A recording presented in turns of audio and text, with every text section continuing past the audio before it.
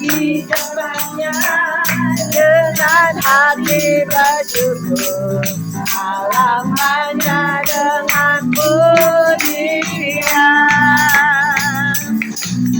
Aku hari ini harinya Tuhan, ku bersuka cita di dalamku. Masuk di depannya dengan hati bersyukur, halamannya dengan pujian. Aku hari ini harinya Tuhan, ku bersuka cita di dalamku. Jadi langkahku, jadi langkahku, ku bersuka cita di dalamku. Jadi langkahku, jadi langkahku, ku bersuka cita di dalamku. Jadi langkahku. Jadi langkahku, jadi langkahku, ku bersuka cita di dalamku. Jadi langkahku, jadi langkahku, ku bersuka cita di dalamku. Masuk di gerbangnya dengan hati bersyukur, halamannya dengan pujian. Aku hari ini harinya Tuhan, ku bersuka cita di dalamku.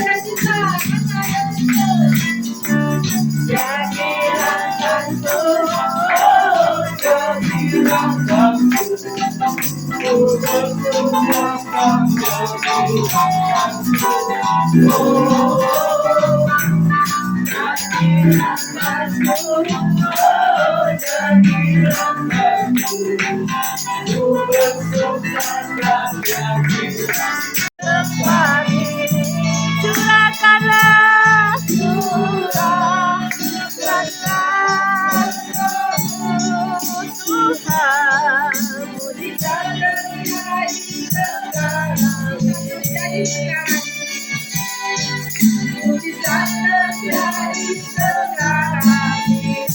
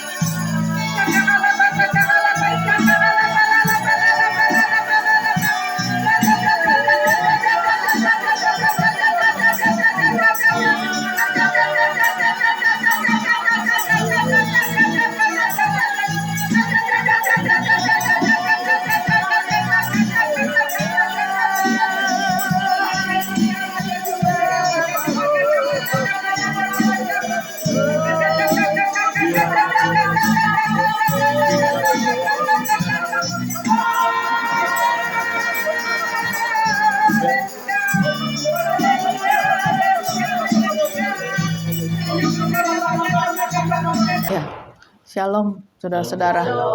Puji Tuhan, hari terakhir di retret kita ya. Jadi hari pertama, kedua, hari season 1, season 2 udah dengar bagaimana saudara diajar untuk lebih sungguh-sungguh lagi, terus pulih ya, jiwanya, rohnya pulih. Nah, kami waktu berdoa, saya tanya Tuhan, mesti sharing apa nih untuk Bandung gitu. Terus Tuhan ingetin tentang soal tahan uji ya, ketekunan gitu. Terus saya dikasih ayatnya, kita baca sama-sama ya, Roma 5 ayat 3 sampai 5. Kita baca sama-sama ya. Roma 5 ayat 3 sampai 5. Udah dapat, kita baca sama-sama ya. Sudah? Ya, 1, 2, 3. Dan bukan hanya itu saja, kita malah bermegah juga dalam kesengsaraan kita. Karena kita tahu bahwa kesengsaraan itu menimbulkan ketekunan. Dan ketekunan menimbulkan tahan uji. Tahan uji menimbulkan pengharapan. Pengharapan tidak mengecewakan. Karena kasih Allah dicurahkan dalam hati kita. Oleh Roh Kudus yang telah dikaruniakan kepada kita. Amin ya. Jadi hari ini kita belajar soal ketekunan. Kenapa harus tekun? Karena banyak anak-anak Tuhan itu hidupnya kurang tekun, saudara. Misalnya habis dengar firman hari Minggu senang gitu. Oh iya, saya mau mulai, contoh kecil, saya mulai mau berdoa deh gitu. Oke, sehari, 2 hari masih berdoa, seminggu berdoa. Udah minggu depan udah mulai kendor, saudara. Doa nggak doa kok sama aja gitu. Udah biasa aja deh. Doa 15 menit berkurang, 10 menit, 5 menit, akhirnya doa makan doang, saudara. Banyak orang Kristen begitu, doa makan aja pokoknya lah, asal masih Kristen doa makan ya udah gitu. Tapi dalam setiap harinya tuh nggak ada persekutuan pribadi dengan Tuhan ya. Jadi kurang tekun itu namanya, saudara ya, karena cuma sesaat doang. Akibatnya karena kurang tekun, jadinya ya kerohaniannya ya begitu-begitu aja bertahun-tahun ya. Formalitas doang, KTP doang Kristen gitu. Karena ke gereja seminggu sekali, doa makan, paling sebelum tidur deh udah gitu aja. Jalani hidup seharian, berhari-hari, berbulan, bertahun-tahun begitu aja ya. Nggak ada peningkatan. Dan itu banyak saudara terjadi ya di lingkungan kita, orang-orang Kristen itu. Kemudian, nah karena Tuhan juga baik, dilihat ini anakku kok bertahun-tahun begitu aja nih.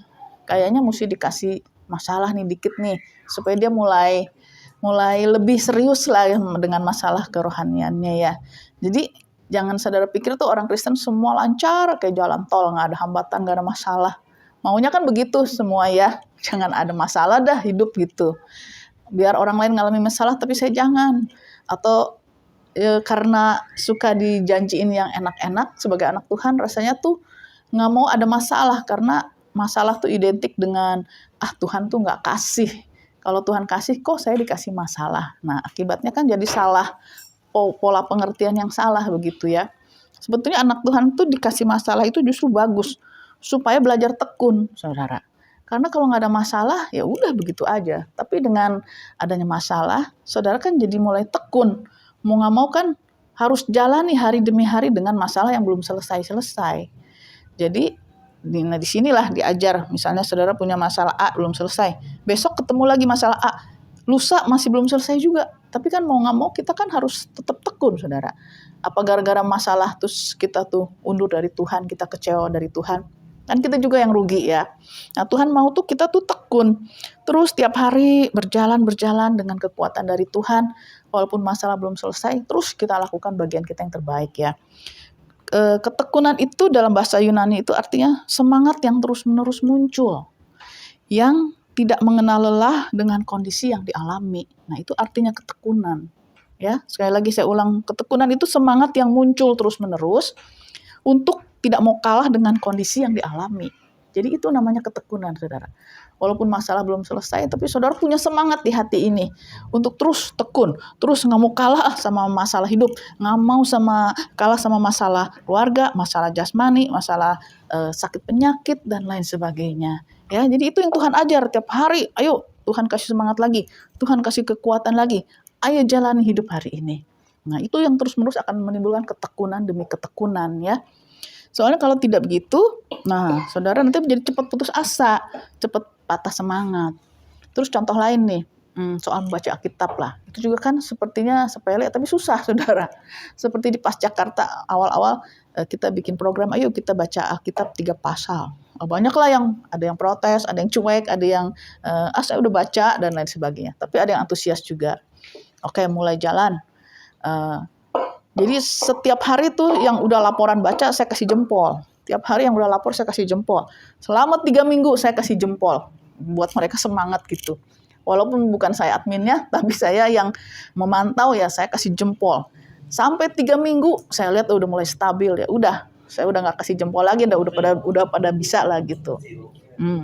Kemudian ada lagi yang mulai masuk gabung, ayo ikut program baca juga. Terus saya lihat memang dari ketekunan itu tuh kelihatan mulai stabil ya rohaninya ya. Yang tadinya gimana. Nah sekarang membaca Alkitab itu bukan suatu paksaan, tapi udah jadi kesukaan. Jadi pagi-pagi udah pada lapor gitu. Seneng saya lihatnya, ada yang subuh-subuh udah lapor gitu, udah baca gitu. Ada juga yang malah rajin, jadwal baca besok hari ini udah laporan gitu. Saking rajinnya. Jadi saya bilang kalau hari ini udah baca, ya kamu baca kitab yang lain deh gitu, buat tambahan ya, mau baca Amsal, Mazmur dan lain sebagainya gitu. Jadi ya bersyukur dari ketekunan membaca Alkitab itu rohani mereka mulai bertumbuh. Walaupun mungkin masalah hidup mereka belum selesai, tapi di hati mereka kan sudah mulai ada pengertian baru tentang Tuhan ya, tentang bagaimana hidup dan mengenal Tuhan secara pribadi itu mulai diajarkan lewat firman. Jadi kalau nggak suka baca firman Tuhan, rohaninya kelaparan, kekurangan makan. Karena jasmani terus yang dikasih makan, tapi rohnya kurang makan, saudara ya. Jadi saudara harus perhatikan sungguh-sungguh kehidupan roh. Roh itu penting karena itu yang membawa kita pada kekekalan roh itu ya. Jadi kita harus kasih makan supaya dia dewasa, dia sehat, dia bertumbuh dengan baik ya. Kemudian dari ketekunan itu, karena kita terus semangat tiap hari nggak mau kalah sama kondisi yang ada, akibatnya jadi timbul tahan uji, saudara. Tahan uji itu dalam bahasa Yunani itu artinya tuh lebih kuat dan lebih baik. Jadi itu yang Tuhan mau. Ketika kita tekun, akhirnya tahan uji. Jadi kita lebih kuat dan lebih baik. Itu yang Tuhan kerjakan dalam kehidupan rohani kita setiap hari. Ya, jadi saudara jangan putus asa. Dalam ketekunan itu pasti saudara akan lebih baik, akan lebih kuat lagi di dalam Tuhan. Yang tadinya saudara kayak orang bilang kan Bandung adem-adem aja, dingin-dingin kayaknya kurang antusias gitu. Saudara jangan tergantung keadaan, tergantung situasi, tapi saudara sendiri yang harus memberi semangat juga kepada diri ya. Ayo semangat bangkit gitu. Jangan mau kekristenan tuh begitu-begitu aja bertahun-tahun. Setiap hari ya gitu aja. Bacanya Alkitab jarang-jarang, doa juga jarang-jarang. Jangan saudara ya. Harus lebih antusias, lebih semangat, dan lebih dewasa lagi dalam Tuhan. Karena pengenalan akan Tuhan itu nggak ada habisnya saudara. Nggak misalnya sampai level 10 selesai. Enggak. Terus makin tinggi. Tuhan akan bawa kita ke level yang lebih tinggi lagi, makin dewasa lagi dalam Tuhan ya. Kemudian, nah ketika kita sudah tekun terus mendukung tahan uji, akhirnya di hati kita tuh punya pengharapan. bahwa di dalam Tuhan tuh tidak mengecewakan, saudara ya. Pengharapan itu penting, saudara, karena banyak orang-orang tuh akhir zaman ini yang putus asa, lihat keadaan, kayaknya udah nggak ada harapan lah, lihat ekonomi, aduh nggak ada harapan lah, lihat dunia goncang-gancing ekonomi, nggak ada harapan lah. Nah itu dia, karena di hatinya itu selama ini tuh nggak diisi firman yang dibaca dengan tekun. Akibatnya ketika ngalami goncangan tuh kosong, di hati ini nggak ada janji-janji pengharapan dari Tuhan. Tapi kalau selama ini saudara udah tekun, baca firman, berdoa, terima janji Tuhan, disimpan di hati, direnungkan, itu yang menjadi kekuatan bagi kita menghadapi masalah-masalah hidup yang berat, menekan ya. Itu yang menimbulkan kita berharap, wah Tuhan tidak pernah mengecewakan. Tuhanlah yang akan menyertai kita. Tuhan yang akan selalu memberi pertolongan. Nah itu dia yang terus menguatkan hati kita dari hari ke hari ya. Karena kita nggak bisa selalu berharap orang lain tuh menguatkan kita. Saya dukung saya dong, saya lagi lemes nih. Nggak bisa juga selalu begitu. Kita sendiri juga harus menguatkan diri sendiri juga ya. Istilahnya kita dengan Tuhan lah. Dalam menghadapi permasalahan hidup itu kita harus berurusan dengan Tuhan pribadi. Tidak tergantung pada orang lain, keluarga atau komunitas ya. Nah kemudian ketika kita sudah tekun itu, maka kedewasaanlah yang akan membuat kita tuh makin mengenal Tuhan lebih dalam lagi, lebih sungguh-sungguh lagi. Mulai kita tidak terfokus pada masalah pribadi, tapi mulai melihat, wah saya udah mulai kuat nih, saya lihat samping saya, oh dia ngalami ini, saya dulu pernah ngalamin gitu juga. Nah jadi saya yang menguatkan dia. Jadi kalau ketemu orang-orang yang saya ngalami A, B, C, saya bilang jangan takut, itu nanti suatu saat pasti Tuhan pakai untuk kamu tuh menolong orang lain, jiwa-jiwa lain dengan problema masalah yang sama gitu. Jadi apapun yang saudara alami saat ini bersyukur, pasti suatu saat akan Tuhan pakai untuk menjadi saksi Kristus lewat masalah yang sudah saudara alami ya. Misalnya saudara atau mengalami ekonomi, ataupun masalah rumah tangga, ataupun pekerjaan, atau apa, sakit penyakit. Itu suatu saat ketika saudara sudah menang, saudara yang akan menguatkan orang-orang lain dengan permasalahan yang sama ya. Jadi bersyukur. Kemudian yang jadi pertanyaan, apa sih yang harus kita tekunin itu? Nah, seperti yang saya sudah bilang tadi, yang pertama itu kita harus tekun membangun hubungan pribadi sama Tuhan. Jangan jemu-jemu ya. Tiap hari sediakan waktu bersaat teduh sama Tuhan. Jangan kita seharian bisa main gadget 2 jam, 3 jam, 6 jam. Bahkan katanya orang Indonesia tuh paling banyak main gadget 6 jam satu hari, saudara. Terbanyak di dunia. Karena kan banyak hiburan di sini ya. Banyak game, banyak hiburan, banyak berita, semua kan lihatnya di sini. TV aja sekarang udah mulai berkurang ya, udah mulai kurang laku gitu, lebih suka di gadget. Jadi karena waktunya sebagian banyak di sini, nah itu akibatnya saat membangun hubungan pribadi dengan Tuhan itu jadi terhambat. Merasa nggak penting gitu loh. Bangun tidur saudara yang dipegang apa? HP, saudara. Bangun tidur yang dicari HP, nggak ada HP kelabakan. Ketinggalan HP bisa balik lagi ke rumah, saudara. Nah itulah, jadi kita begitu bangun tidur kita doa dulu, saat teduh dulu, sudah itu baru dah yang lain-lain, aktivitas yang lain ya. Nah itu kita tekuni ya, bersaat teduh dengan Tuhan setiap hari, bangun hubungan pribadi dengan Tuhan. Anak-anak juga ya, jangan pikir masih anak-anak deh, enggak, bangun pagi berdoa. Jadi sebelum berangkat sekolah juga doa ya, baca Alkitab. Jangan lupa anak-anak juga, Tuhan kan juga mau anak-anak juga mengenal Tuhan Yesus dengan baik ya. Nah kemudian setelah tekun berdoa, kita tekun baca firman, jangan lupa. Jadi sering saya ngomong tuh, baca firman.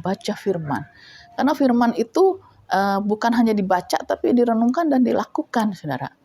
Ada juga yang laporan, kita misalnya bacanya baru 1-5, dia udah sampai 20. Terus saya bilang, gak usah terlalu ngebut, baca mah.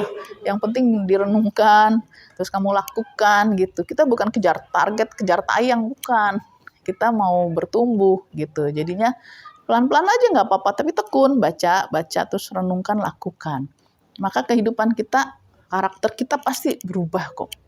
Kelihatan kalau orang yang suka baca firman, melakukan firman tuh hidupnya berubah. Tapi kalau yang masih emosional, baperan, nah ketahuan nih, jarang baca Alkitab nih kayaknya. Soalnya dia nggak ngerti. Di Alkitab itu kan banyak diajarin ya, supaya sabar, jangan pemarah, ataupun jangan berkata kotor, jangan malas, jangan apa macem-macem. Ini petunjuk kehidupan. Baca di sini berulang-ulang, jangan bosan ya. Saya suka heran, kita katanya mau ke sorga, tapi kita nggak mau baca petunjuk sorga lewat firman. Jadi kayak jalan tapi tanpa Google Map, akan nyasar kan saudara. Nah itu manusia kadang suka sotoy, so tau, berusaha nantilah ke sorga mah gitu. Ataupun kepedean, saya pasti selamat lah masuk sorga. Tapi dia sendiri nggak mencintai Taurat Tuhan. Padahal Tuhan bilang, renungkan siang dan malam dan lakukan. Itu yang Tuhan mau ya. Kemudian tekun apa lagi sih? Ya kita tekun berpuasa. Berpuasa itu penting karena bisa mengalahkan kedagingan kita ya. Kalau orang yang sering melahap, makannya banyak, pagi siang malam makan banyak, jadi kedagingannya besar. Jadi emosinya juga besar, saudara. Kontrol dirinya juga kurang karena daging terus yang dikasih makan. Tapi kalau saudara puasa, lemes kan, mau juga, aduh nggak ada tenaga deh. Mau emosi juga, ya udahlah ngapain juga, udah lapar, mesti marah-marah juga ya buat apa gitu. Akhirnya kan jadi kontrol dirinya berkurang ya. Maksudnya kontrol dirinya tuh makin baik dan emosinya berkurang ya. Itu penting, banyak juga orang Kristen tuh jarang puasa, saya dengar ya. Makan tetap makan gitu. Minimal lah seminggu sekali, saudara ada waktu puasa, bisa ditambah 2 kali, lebih bagus lagi puji Tuhan ya. Percayalah, pasti kerohanian saudara itu akan bertumbuh, makin hari makin mendalam. Kemudian tekun apa sih? Nah, tekun kita bergaul karib dengan Tuhan, dengan Roh Kudus. Karena banyak hal tuh kita hidup sendiri-sendiri, tapi Roh Kudusnya di mana gitu ya. Libatkan Roh Kudus setiap hari. Ajak ngobrol setiap hari. Terus tekun. Walaupun kita nggak dapat jawaban apa-apa, tapi berkomunikasilah dengan Roh Kudus. Karena Roh Kudus itu penolong yang sejati ya. Masalah apapun juga Tuhan yang kasih jalan keluar. Seperti belum lama ini kan Cimaria ada WA malam-malam, nih tolong dukung doa nih. Ini orang katanya suaminya belum kenal Tuhan tapi di ICU. Udah parah gitu, gimana ya. Terus saya pas malam sebelum tidur ya saya baca WA, saya doa, Tuhan Roh Kudus ini mesti gimana nih orangnya ya. Terus Roh Kudus ingetin, ini kesempatan terakhir. Jadi bilang istrinya suruh bisikin di telinganya supaya percaya Yesus karena sudah kesempatan terakhir gitu. Ya udah saya WA Cimaria jawab begitu. Udah besok paginya saya lihat WA, orangnya udah meninggal kata Cimaria. Oh, terus gimana? Iya katanya istrinya bisikin di telinganya. Terus udah nggak lama meninggal katanya. Nah, berarti benar itu tuntun Roh Kudus ya. Jadi di saat-saat terakhir di ICU, ketika Roh Kudus gerakan supaya istrinya membisiki di telinganya, ada kasih karunia Tuhan untuk orang itu ya. Walaupun kita belum tahu pasti nih, ini orang menerima Tuhan apa enggak, tapi minimal kan dia punya kesempatan untuk menerima keselamatan dari Tuhan Yesus ya. Ada anugerah, jadi Tuhan ingetin setiap yang sakit ataupun yang di ICU atau apa itu yang saat-saat kritis, itu mesti ada sekitar dia doakan supaya sampai jiwanya tuh binasa ya. Berapa kali sering begitu, udah ICU, dikabarkan keselamatan, saat-saat terakhir orang itu mau menerima Tuhan Yesus ya. Puji Tuhan. Jadi saudara, mulai hari ini saudara jangan putus asa, tetap tekun. Tekun itu penting karena itu tuh seperti endurance ya, jadi daya tahan. Kalau enggak tuh kita cepat lemas, cepat putus asa. Tapi terus kita menguatkan diri dengan ketekunan itu ya. Pada akhirnya ketekunan menimbulkan tahan uji, menimbulkan pengharapan, dan pengharapan itu kekal dalam hidup kita ya. Ya, semoga firman Tuhan hari ini menjadi renungan saudara untuk pulang kembali ke tempat masing-masing. Tetap tekun apapun yang terjadi dalam hidup saudara, tetap lakukan yang terbaik yang seperti tadi sudah dijelaskan ya. Tetap tekun untuk berdoa, baca firman, bersaat teduh, tekun melakukan firman, tekun berpuasa, dan tekun juga untuk selalu bergantung terus kepada Roh Kudus ya. Amin. Ya, Tuhan Yesus memberkati ya.